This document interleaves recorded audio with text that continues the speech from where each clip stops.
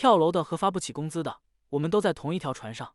昨天深夜，通告说，自9月12日0时起，我所在的天府新区逐步有序恢复正常生产生活秩序。当然，核酸还是要做的，口罩还是要戴的，跨区流动还是不行的。但是，好歹可以正常出入小区了，可以去锦江边走几步了，所以算解封了吧。儿子已上床睡觉，听到消息立即蹦起来，夸张的高喊：“乡亲们、邻居们，天府新区解封了，明天可以出去玩了。”从静默到现在，一共12天，说长不长，说短不短。开出每天只卡出门2小时，后来变成2天2小时。作为一个善于宅家的人，说实话，有好几次放风我都没出去。第2张出门卡1次没用。总体来说，成都做的还算人性化。药店没关，生鲜店没关，餐馆没关，不能堂食，快递没停。所以，除了不能随意出入小区，基本生活还是得到了保障。12天里，作家、宅家每天到门口取几个快递。中秋夜，到小区空旷处拍了几张月亮。经过曲桥时，用手电筒照了一下池塘。睡莲与枯草下面，无数鱼儿在游。原来，黑暗也无法禁锢生命，在我们看不见的暗处，总有无数卑微的生命在为活下去而奔波。坏消息也是有的，平静的坏消息。这样说的原因是已经因麻木而平静了，但它却又真的是坏消息。有2条记忆深刻。其一，疫情期有人跳楼了，原因不详。耐人寻味的是，跳楼者的邻居们在群里提醒，不要把消息扩散出去，不然以后我们的房价起码掉1万。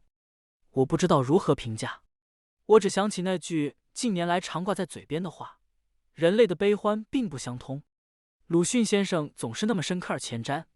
其二，某地公交公司负债累累，无法从银行贷款，几个月没发工资，公司要求员工自己贷款。据说，一个穿不起鞋子的人，自从见了一个没有双脚的人，就乐观了。那么，因防疫而宅家的人，是不是见了发不起工资的人就乐观了？发不起工资的人，是不是见了跳楼的人就乐观了？我想说，其实我们都在同一条船上，只不过有些人的位置稍好一些，有些人的位置更差一些。但是船是相同的，风暴是没有区别的。身为草根，谁又比谁更幸运呢？在不幸降临到自己头上之前，每个人都觉得自己不会那么倒霉。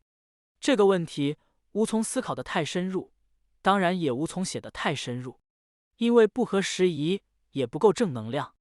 总之，身处大变革时代，一个人连一粒灰尘都算不上。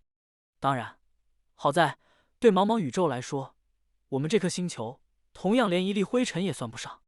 前几年，旅行者1号从64亿公里外的太空发回一张照片，天文学家卡尔·萨根命名为暗淡蓝点，3道色彩诡异的条纹，难以计数的小点。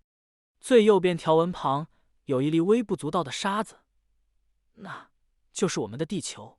萨根说，这是家园，这是我们。你所爱的每一个人，你认识的每一个人，你听说过的每一个人，曾经有过的每一个人，都在它上面度过他们的一生。我们的欢乐与痛苦聚集在一起，数以千计的自以为是的宗教、意识形态和经济学说，每一个猎人与强盗，每一个英雄与懦夫，每一个文明的缔造者与毁灭者，每一个国王与农夫，每一对年轻的情侣，每一个母亲与父亲，人类历史上的每一个圣人与罪犯，都住在这里，一个悬浮于阳光中的尘埃小点上生活。